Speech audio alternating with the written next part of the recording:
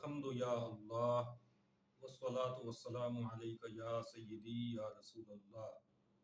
ناظرین محترم، قرآن فہمی کا سلسلہ ہے، رکوع برکوع قرآن مجید کا خلاصہ آپ کی خدمت میں پیش کیا جا رہا ہے۔ اس وقت ہمارے پیش نظر ہے قرآن مجید کی 9ویں سورت سورہ توبہ۔ یہ 10ویں پارے کے 7ویں رکوع سے شروع ہو کر 11ویں پارے کے 5ویں رکوع تک جاتی ہے۔ اس کے اندر کل 16 رکوع ہیں اور 129 آیات مبارکہ۔ اس کا نام توبہ اس لیے ہے کہ اس میں کچھ مخلص مومنین کی توبہ کی قبولیت کا ذکر آیا۔ اس کا ایک اور نام ہے سورہ برات۔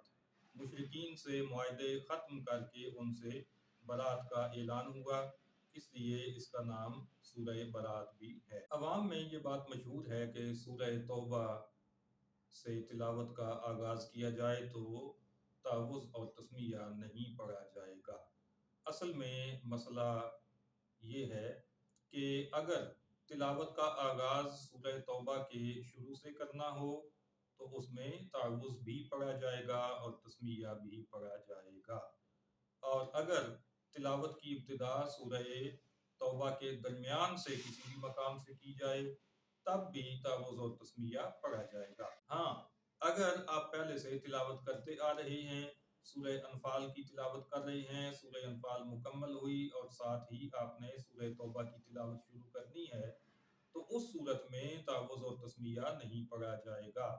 البتہ یہ بات یاد رکھیے کہ وہاں پہ دونوں صورتوں کو کس طرح سے ملانا ہے۔ اس میں 3 آپشن ہیں۔ پہلا یہ ہے کہ سورہ انفال کے اختتام پہ وقف کیا جائے اور پھر سورہ توبہ شروع کی جائے، جیسے ان اللہ بکل شیء علیم براءۃ من اللہ ورسولہ۔ دوسرا طریقہ یہ ہے کہ وصل کیا جائے، یعنی دونوں آیات کو ملا لیا جائے۔ اس صورت میں چونکہ آخری حرف سورہ انفال کا وہ تنوین پر ختم ہو رہا ہے، تو اب ملانے کی صورت میں چونکہ تنوین ہے اور آگے با ہے تو یہاں پہ اقلاب کا قانون لاگو ہوگا۔ اس کو یوں پڑھیں گے ان اللہ بکل شیء علیم براءۃ من اللہ ورسولہ۔ اور تیسرا آپشن یہاں پہ یہ ہے کہ سکتہ کیا جائے، یعنی سانس توڑے بغیر ہلکا سا ٹھہر کر آگے سورہ توبہ کی آیت شروع کر دی جائے۔ ان اللہ بکل شیء علیم براءۃ من اللہ ورسولہ۔ ناظرین محترم، سورہ توبہ کا پہلا رکوع جو کہ 10ویں پارے کا 7واں رکوع ہے، اس میں بدعہد کفار سمیت تمام مشرکین سے بیزاری کا اعلان ہے اور بتایا گیا کہ ان کا انجام ذلت اور عذاب علیم ہے۔ 4 ماہ کی مہلت دی گئی مشرکین عرب کو کہ وہ 4 مہینے کے اندر اندر یا تو اسلام قبول کریں گے، اور اگر اسلام قبول نہیں کرتے تو پھر تلوار ان کا فیصلہ کرے گی۔ اور یہ جو معاملہ تھا اسلام یا موت، یہ تھا مشرکین عرب کے لیے۔ بقیہ علاقوں کے مشرکین کے لیے حکم یہ تھا کہ انہیں اسلام کی دعوت دی جائے، اگر وہ اسلام قبول کر لیں تو ٹھیک، ورنہ جزیہ پر ان کے ساتھ صلح بھی کی جا سکتی ہے۔ دوسرے رکوع میں مشرکین کی بدعہدی کے بعد ان کی بد لحاظی کا ذکر ہے اور ان کے منافقانہ طرز عمل کا ذکر ہے، ان کی سرکشی کا ذکر ہے، اور یہ حکم دیا گیا کہ اگر وہ توبہ نہ کریں، اسلام قبول نہ کریں تو پھر ان کے ساتھ جہاد کیا جائے۔ اور مسلمانوں کو اللہ رب العزت نے اپنی مدد کا وعدہ کیا اور فرمایا کہ تمہارے سینے اللہ پاک اپنی مدد سے ٹھنڈے کر دے گا۔ اس جنگ کے ذریعے اللہ تعالیٰ اہل ایمان کی اور منافقین کی پہچان بھی کروائے گا۔ ناظرین محترم، سورہ توبہ کی آیت نمبر 16 جو اس رکوع کا حصہ ہے، اس کے ترجموں میں نجدیوں نے بڑی بدتمیزیوں کا مظاہرہ کیا رب تعالیٰ کی شان میں، اور اس کا تفصیلی تجزیہ ہم نے ایک الگ ویڈیو میں کیا ہے جس کا لنک ڈسکرپشن میں دیا جا رہا ہے، اسے لازماً دیکھیے گا۔ تیسرے رکوع میں یہ فرمایا گیا کہ بیت اللہ شریف کی اس کا متولی ہونا، اس کا ٹرسٹی ہونا، یہ اب مشرکین کے لیے روا نہیں ہے، اور کفر پر رہتے ہوئے کوئی بھی نیکی کام نہیں آ سکتی۔ مشرکین کا ٹھکانہ نار جہنم ہے۔ مساجد کو آباد کرنے کا حق ان لوگوں کا ہے جو ایمان لائیں، نماز قائم کریں، زکوٰۃ ادا کریں، خوف خدا رکھنے والے ہوں۔ حاجیوں کی خدمت اور مسجد حرام کی آباد کاری کر کے مشرک اہل ایمان کے برابر نہیں ہو سکتے۔ مقام صحابہ اس آیت میں بڑی خوبصورتی سے بیان فرمایا گیا کہ صحابہ کرام وہ ہیں جو ایمان بھی لائے، ہجرت بھی کی اور جہاد بھی کیا۔ اللہ کے ہاں ان کے بڑے درجے ہیں اور وہی کامیاب ہیں۔ رب کی رحمت اور رضا کی انہیں خوشخبری عطا فرمائی گئی اور جنت میں ہمیشہ رہنے کا انہیں انعام دیا گیا۔ ایمان والوں کو حکم ہوا کہ اگر ان کے باپ اور بھائی کافر ہوں تو ان سے بھی دوستی نہ کی جائے، اور ان سے دوستی رکھنے والوں کو ظالم ڈکلیئر کیا گیا۔ تمہارے باپ، بیٹے، بھائی، عورتیں، کنبہ، مال، پسندیدہ مکان، اگر یہ اللہ، رسول اور جہاد سے بڑھ کر تمہیں پیارے ہوں تو پھر حکم خداوندی کا انتظار کرو، اور یہ بتایا گیا کہ اللہ تعالیٰ ایسے فاسقوں کو پھر راہ نہیں دیتا۔ چوتھے رکوع میں یہ اہم قانون بیان فرمایا گیا کہ کامیابی تعداد کے زیادہ ہونے پر منحصر نہیں ہے، بلکہ کامیابی اللہ کی مدد اور اس کی نصرت سے حاصل ہوتی ہے۔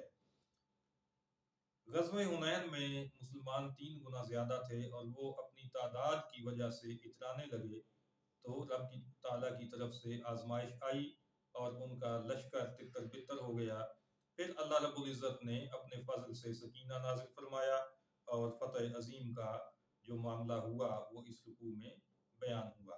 اس سے ہمیں سبق یہی ملا کہ ہمیشہ اللہ رب العزت کی مدد پر بھروسہ ہونا چاہیے۔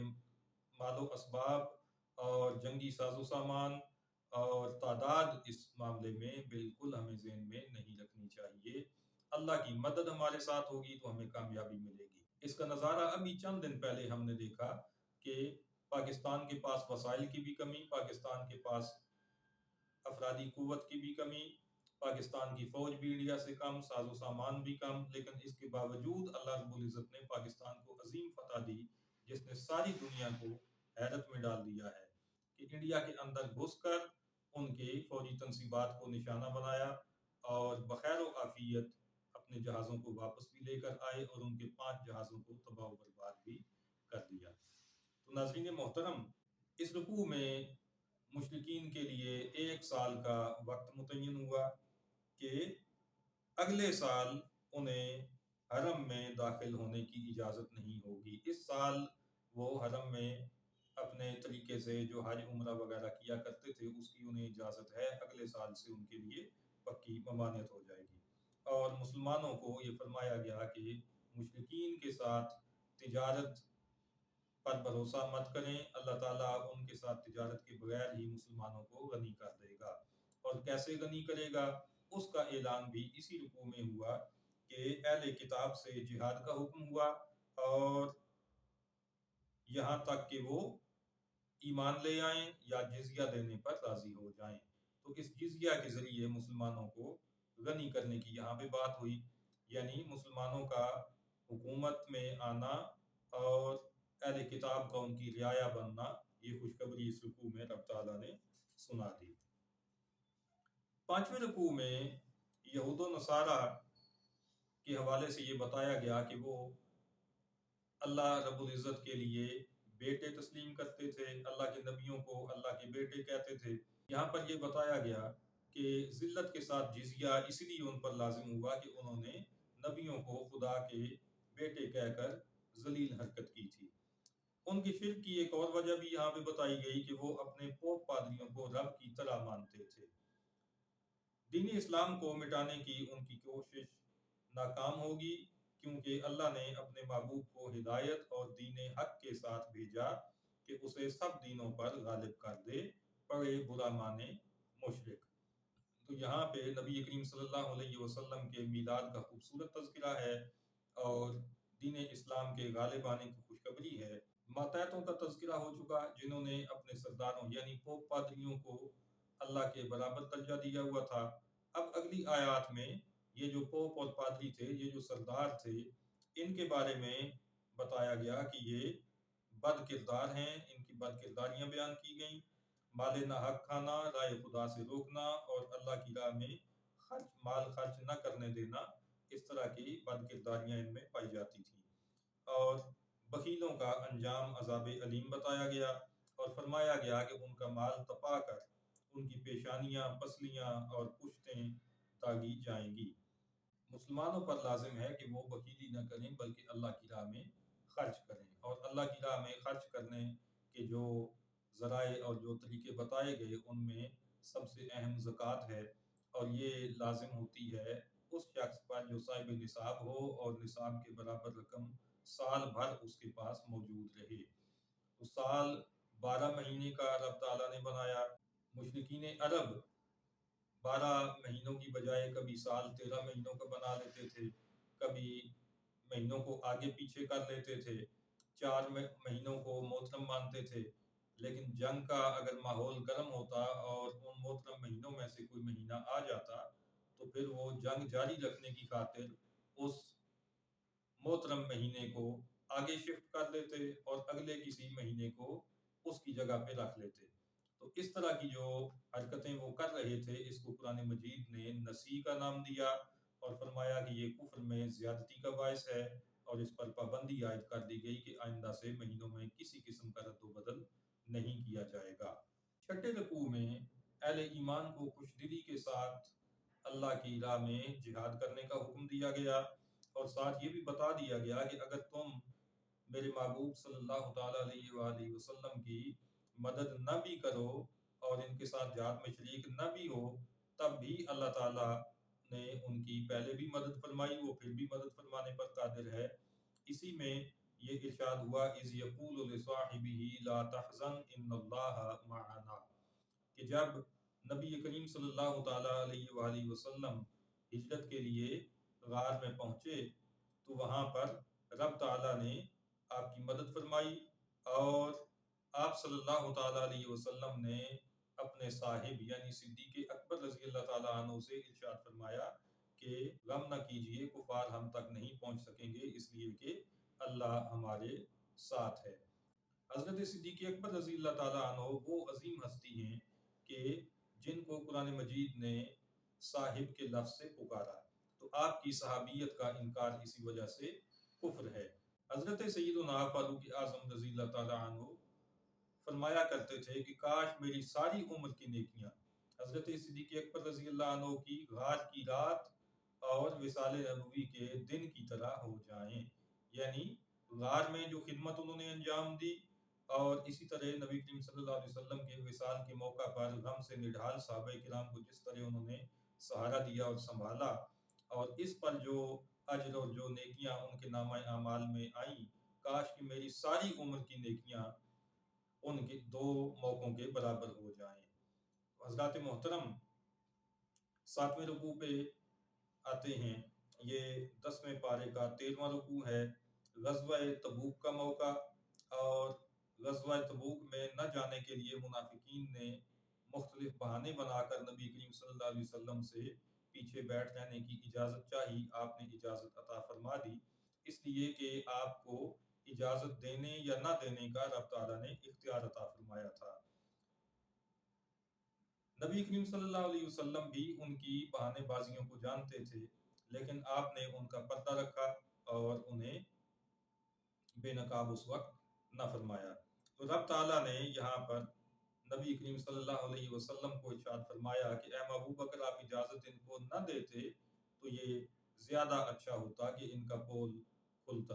ان آیات کی بنا پر کچھ لوگوں نے کہا کہ یہاں پہ نبی کریم صلی اللہ علیہ وسلم کو عتاب فرمایا گیا، جبکہ مفسرین نے اس کی سختی سے تردید فرمائی اور عتاب کا قول کرنے والوں کو خطاوار قرار دیا۔ ان آیات میں یہ بھی بتایا گیا کہ منافقین تو اللہ اور رسول پر حقیقتاً ایمان رکھتے ہی نہیں۔ اگر نبی کریم صلی اللہ علیہ وسلم انہیں گھروں میں ٹھہرنے کی اجازت نہ دیتے تب بھی وہ جہاد پر جانے والے ہی نہ تھے۔ اور دوسری بات یہ بتائی گئی کہ اللہ تعالیٰ کو ان کا تبوک میں جانا پسند ہی نہیں تھا۔ کہ اگر وہ وہاں پر جاتے تو وہ فتنہ انگیزی کرتے، ان کے لیے جہنم کی آگ تیار ہے اور وہ انہیں گھیرے ہوئے ہے۔ کفار مسلمانوں کی بھلائی پر برا مانتے ہیں اور ان کی مصیبتوں پر خوشی کا اظہار کرتے ہیں۔ مسلمانوں کو چاہیے کہ وہ کفار کی طرف مت دیکھیں بلکہ اللہ پر بھروسہ کریں، اسی پر توکل چاہیے۔ اور اس رکوع میں یہ بھی بتایا گیا کہ منافقین کے صدقات اللہ کے ہاں قبول نہیں ہوں گے۔ نبی کریم صلی اللہ علیہ وسلم کی تقسیم پر منافقوں کا طعن بھی یہاں پر بیان کیا گیا اور ارشاد فرمایا گیا وَلَوْ أَنَّهُمْ رَضُوا مَا آتَاهُمُ اللَّهُ وَرَسُولُهُ، کیا ہی اچھا ہوتا کہ وہ راضی ہو جاتے اس پر جو اللہ نے عطا فرمایا اور جو اس کے رسول نے انہیں عطا فرمایا۔ یعنی نبی کریم صلی اللہ علیہ وسلم کی عطا اور اللہ تعالیٰ کی عطا دونوں پر راضی ہونے والے مومن ہوا کرتے ہیں۔ جو اللہ اور اس کے رسول صلی اللہ علیہ وسلم کی عطا پر راضی نہ ہو وہ منافق ہیں۔ ارشاد فرمایا وَقَالُوا حَسْبُنَا اللَّهُ، کہ وہ اللہ اور اس کے رسول کی عطا پر راضی رہتے، وَقَالُوا حَسْبُنَا اللَّهُ، اور پھر وہ کہتے کہ ہمارے لیے اللہ کافی ہے، سَيُؤْتِينَا اللَّهُ مِنْ فَضْلِهِ وَرَسُولُهُ، ان قریب اللہ ہمیں اپنے فضل سے عطا فرمائے گا اور اس کا رسول بھی۔ یعنی اللہ اور اس کا رسول جو پہلے عطا فرما چکے اس پر بھی وہ راضی رہتے، اور پھر یہ کہتے کہ اللہ ہمارے لیے کافی ہے اور اللہ اپنے فضل سے اور اس کا رسول اپنے فضل سے ہمیں آئندہ بھی عطا فرمائیں گے۔ یہ ہے مومن کی شان، اور جو اس پر راضی نہ ہو اور جو ایسا قول نہ کرے وہ منافق ہے۔ تو یہاں پہ عطائے رسول پر منافقین کا طعن کرنا یہ ہمارے سامنے آیا۔ ناظرین محترم، آپ کو یاد ہوگا کہ سورہ انفال کی رکوع برکوع خلاصے میں جب آیات 62 تا 64 کی بات آئی تھی تو وہاں پر بھی اس چیز کی وضاحت کی گئی تھی کہ جو لوگ قرآن مجید کا کچھ حصہ لے لیتے ہیں کچھ چھوڑ دیتے ہیں، ان کا طریقہ یہودیانہ ہے۔ حسبنا اللہ کہہ کر یہ عقیدہ اختیار کرنا کہ ہمارے لیے اللہ کافی ہے، ہمیں نبی کی ضرورت ہی نہیں ہے، تو یہ قرآنی عقیدہ اور نظریہ نہیں ہے بلکہ یہ شیطانی عقیدہ اور نظریہ ہے۔ یہاں سے بھی اس آیت سے بھی اس بات کی تائید ہمیں مل گئی کہ اللہ اور رسول دونوں کی عطا پر راضی رہنا اور دونوں کی فضل اور دونوں کی عطا کو ماضی میں بھی تسلیم کرنا اور مستقبل میں بھی اس کو تسلیم کرنا، یہ ایمان ہے۔ اور یہ ایمان رکھتے ہوئے اللہ رسول دونوں کی عطا کو مانتے ہوئے پھر یہ کہنا کہ اللہ ہمارے لیے کافی ہے، تو یہ ہے اصل ایمان۔ 8ویں رکوع میں مستحقین زکوٰۃ کی تفصیل بیان ہوئی اور اسی رکوع میں یہ بھی بتایا گیا کہ منافقین حضور صلی اللہ علیہ وسلم کو مختلف طریقوں سے ایذا پہنچاتے اور اپنی مجلسوں میں جو بد زبانی کیا کرتے تھے اس سے بھی آپ کو ایذا پہنچتی تھی۔ اس سے معلوم ہوا کہ نبی کریم صلی اللہ تعالیٰ علیہ وسلم ان کے ظاہر و باطن سے خبردار تھے اور ان کی نجی مجالس کی بھی آپ کو خبر ہوتی تھی۔ اللہ پاک نے اتنا وسیع غیب کا خزانہ آپ کو عطا فرما رکھا تھا۔ ناظرین محترم، منافقین نے نبی کریم صلی اللہ علیہ وسلم کے علم غیب پر طعن کیا اپنی نجی مجالس میں اور یہ بکواس کی کہ وما یدریہ ما الغیب، وہ کیا جانے کہ غیب کیا ہے۔ تو نبی کریم صلی اللہ علیہ وسلم کے بارے میں ایسی گستاخی اور آپ کے علم غیب پر طعن کی بنا پر رب تعالیٰ نے فیصلہ نازل فرمایا لا تعتذروا قد کفرتم بعد ایمانکم، اب بہانے مت بناؤ، جھوٹی قسمیں مت کھاؤ، تم نے میرے حبیب صلی اللہ تعالیٰ علیہ وسلم کی جو گستاخی کی اور آپ کے علم غیب پر طعن کیا اس کی وجہ سے تم ایمان لانے کے بعد جو ظاہری ایمان تم نے قبول کیا تھا اب تم ظاہری طور پر بھی کافر ہو چکے اور تمہارا وہ جو لبادہ تھا وہ اتر چکا۔ 9ویں رکوع کے اندر منافقین کی 6 بد خصلتوں کا ذکر ہوا اور ان کے لیے لعنت اور جہنم کی وعید آئی۔ پہلی امتوں کے کفار جو مال و اولاد سے مال و اولاد کے معاملے میں ان منافقین سے بڑھ کر تھے، ان کے عمل اکارت جانے کا ذکر ہوا اور بتایا گیا کہ وہ گھاٹے والے ہیں۔ عاد، سمود اور قوم نوح اور قوم ابراہیم کا اس میں ذکر کیا گیا۔ اس کے بعد مومنین کی بھی 6 صفات یہاں پہ بیان ہوئیں اور رب تعالیٰ کی طرف سے ان پر رحم کا ذکر ہوا اور جنت کی نعمتوں کا ان کے لیے اعلان اس رکوع میں شامل ہے۔ کفار و منافقین کی اخروی سزاؤں کا ذکر ہو چکا۔ اب 10واں رکوع ہے۔ اس میں نبی کریم صلی اللہ تعالیٰ علیہ وسلم کو حکم ہوا کہ ان کے ساتھ جہاد کیجئے اور ان پر سختی کیجئے، اور یہاں پر ایک بار پھر یہ بتایا گیا کہ یہ نبی کریم صلی اللہ علیہ وسلم کے علم غیب پر جو انہوں نے تانا زنی کی اور اس کے بعد پھر جھوٹی قسمیں کھائیں، اس کا یہاں پہ ذکر آیا۔ یحلفون باللہ ما قالوا، کہ یہ قسمیں کھاتے ہیں کہ انہوں نے وہ جملہ نہ کہا جس کا ہم پیچھے ذکر کر آئے۔ تو رب تعالیٰ نے ارشاد فرمایا وَلَقَدْ قَالُوا كَلِمَةَ الْكُفْرِ، اور بے شک انہوں نے کفریہ کلمہ کہا، وَكَفَرُوا بَعْدَ إِسْلَامِهِمْ، اور اپنے ظاہری اسلام کے بعد اب وہ ظاہراً بھی کافر قرار پا گئے۔ آج کے نجدیوں کو یہ سوچنا چاہیے کہ علم غیب پر تان کرنے والے اس دور کے وہ لوگ جو نبی کریم صلی اللہ علیہ وسلم ہی کے پیچھے نمازیں بھی ادا کرتے تھے اور ان کے ساتھ رہتے تھے، اگر وہ کافر قرار پائے اور جہنم کا ایندھن بنے، تو آج بھی جو کوئی آپ کے علم غیب پر تانا زنی کرے گا اس کا انجام ان سے مختلف ہرگز نہیں ہوگا۔ اسی رکوع میں نبی کریم صلی اللہ علیہ وسلم کی عطا کا ذکر ہوا۔ وَمَا نَقَمُوا إِلَّا أَنْ أَغْنَاهُمُ اللَّهُ وَرَسُولُهُ مِنْ فَضْلِهِ، کہ کیا ان منافقوں کو یہی برا لگا کہ اللہ نے اپنے فضل سے اور اس کے رسول نے انہیں غنی کر دیا؟ تو نبی کریم صلی اللہ علیہ وسلم کی عطاؤں کا اس میں بڑا واضح بیان ہے۔ نجدیوں نے اس حوالے سے بھی اپنا جو عقیدہ گھڑ رکھا ہے وہ غیر اسلامی اور غیر قرآنی عقیدہ ہے۔ ان کے مطابق جس کا نام محمد یا علی ہے وہ کسی چیز کا مالک نہیں، نعوذ باللہ، کسی چیز کا مختار نہیں، وہ کسی کو کچھ دے نہیں سکتے، نعوذ باللہ۔ جبکہ رب فرماتا ہے کہ منافقین کو کیا یہی برا لگا کہ اللہ نے اپنے فضل سے اور اس کے رسول نے انہیں غنی کیا، انہیں دولت عطا فرمائی، انہیں مال غنیمت موقع بہ موقع دیا۔ تو اللہ اور رسول دونوں کی عطاؤں کو ماننا ہی اسلام ہے، اس سے انکار کرنا یہ اسلام ہرگز نہیں ہے۔ بخیل منافقوں کے لیے عذاب علیم کی بات یہاں پہ آئی، اور اللہ کی راہ میں صدقات و خیرات کرنے والے مسلمانوں پر ہنسنے والے اور ان کا مذاق اڑانے والے منافقوں کے لیے عذاب علیم کا ذکر آیا۔ اور یہاں سے یہ بھی ہمارے سامنے بات آئی کہ صحابہ کرام پر تان کرنے والے اور ان پر تبرہ بازی کرنے والے یہ منافق ہوتے ہیں، مسلمانوں کا یہ طرز عمل نہیں ہوتا۔ اسی رکوع میں شامل آیت نمبر 79، اس کے ترجمے میں نجدیوں کے ساتھ ساتھ رافضیوں نے بھی ٹھوکر کھائی اور اللہ رب العزت کی توہین کے مرتکب ہوئے۔ نیچے ڈسکرپشن میں جو لنک دیا گیا ہے اس کو دیکھیے گا، ان کے مختلف تراجم کا تجزیہ آپ کے سامنے پیش کیا جائے گا۔ 11واں رکوع غزوہ تبوک میں نہ جانے والے کافروں کا خوش ہونا اور جانے والوں کو بے وقوف قرار دینا، اس کے ذکر سے یہ رکوع شروع ہوا، اور فرمایا گیا کہ اے محبوب اب آئندہ انہیں کبھی بھی جہاد میں جانے کی اجازت نہ دیجیے گا، اور ان کو کبھی بھی اپنے ساتھ نہ رکھیے گا، یہ مر جائیں تو ان کا جنازہ نہ پڑھیے اور ان کی قبر پر کھڑے نہ ہونا۔ ان کے مال و اولاد نے انہیں جہاد میں جانے سے روکا، اب ان کے دلوں پر مہر کر دی گئی، جبکہ صحابہ کرام نے مال و جان سے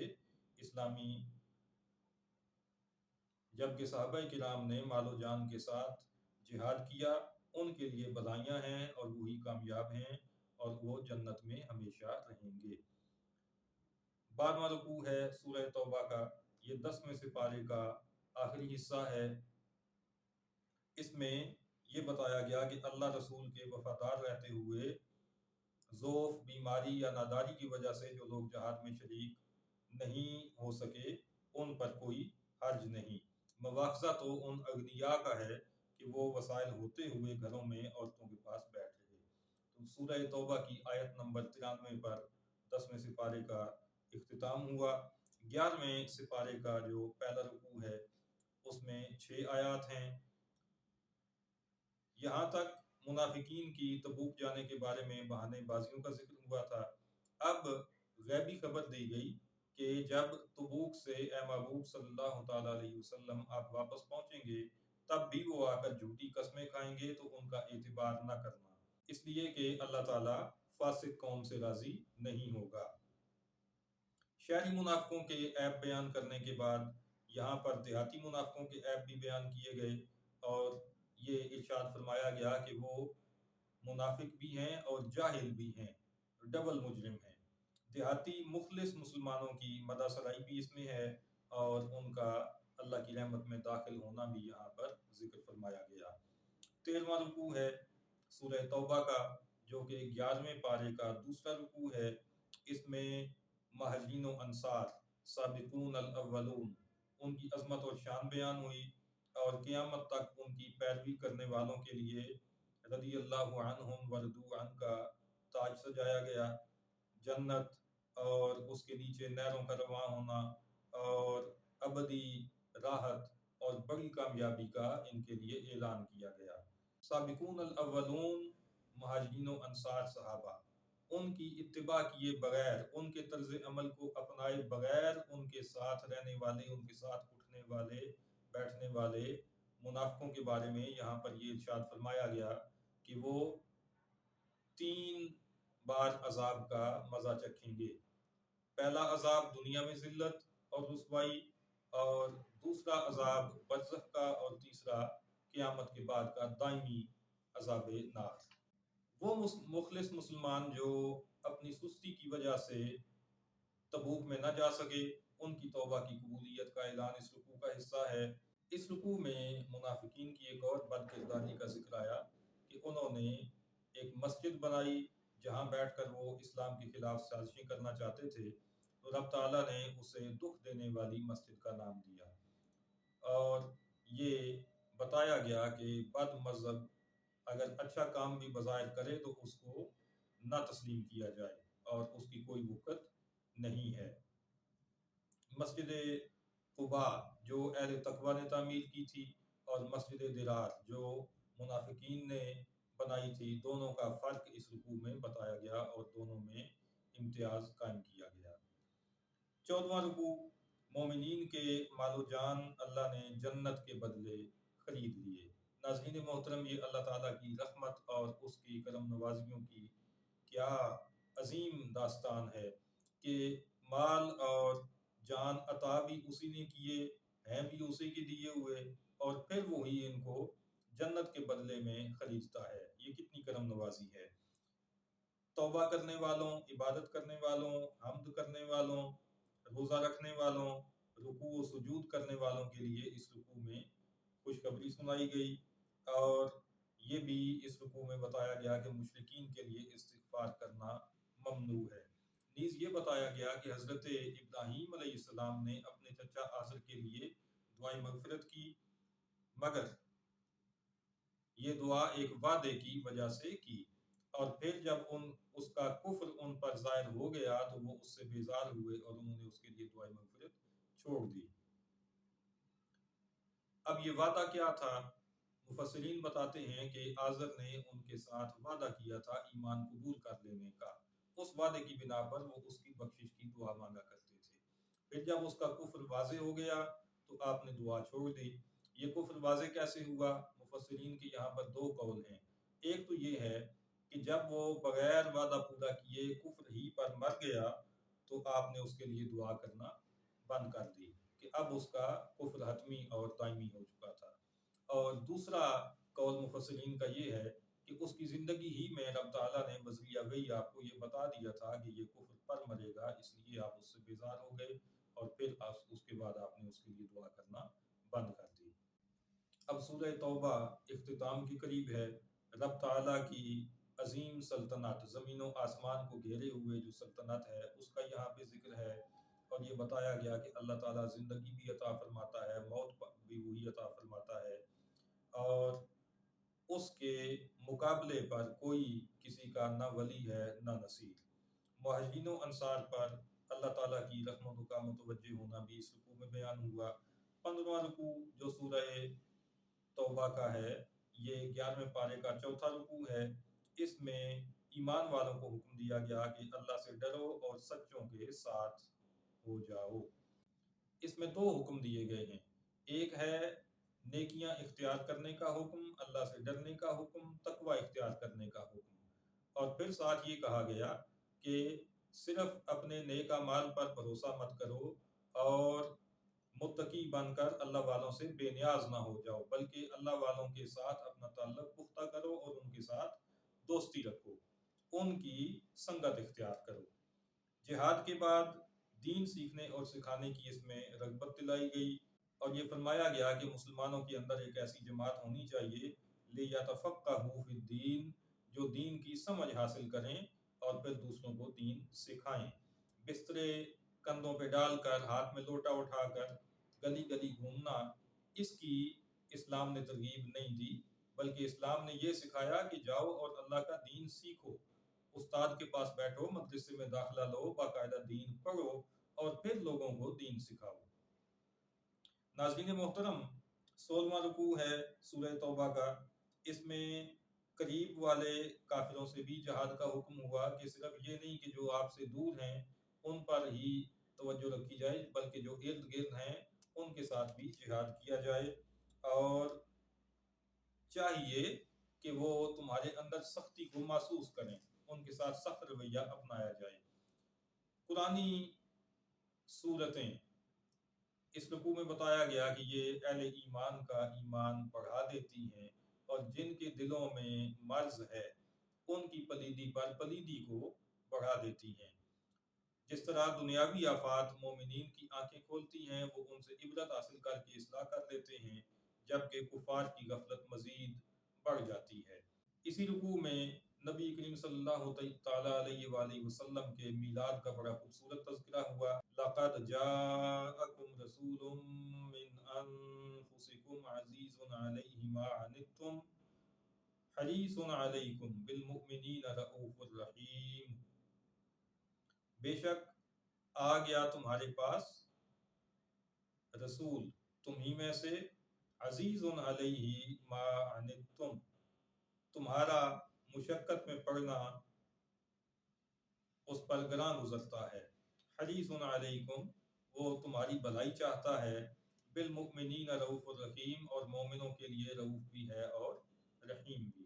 تو نبی کریم صلی اللہ علیہ وسلم کا میلاد اور آپ کی عظمتوں کا ذکر ہے، اور ساتھ ہی یہ بتایا گیا کہ اتنا کرم والا، اتنا رحمت والا، اتنا رافت والا حبیب، اور منافق وہ ہیں کہ جو آپ سے پھر بھی بھاگتے ہیں اور دور ہوتے ہیں۔ اس میں نقصان اے محبوب آپ کا نہیں ہے بلکہ انہی کا نقصان ہے۔ آپ یہ کہہ دیجئے کہ میرے لیے اللہ کافی ہے، اس کے سوا کسی کی بندگی نہیں، میں نے اسی پر بھروسہ کیا اور وہ بڑے عرش کا مالک ہے۔ یہاں پر سورہ توبہ مکمل ہوتی ہے۔ ناظرین محترم، دعا کیجئے اللہ پاک ہمیں اپنے کلام کو سمجھنے کی توفیق عطا فرمائے، عقائد صحیحہ اور اعمال صالحہ کی توفیق عطا فرمائے، اور ہمارا خاتمہ ایمان پر فرمائے۔ وما علینا الا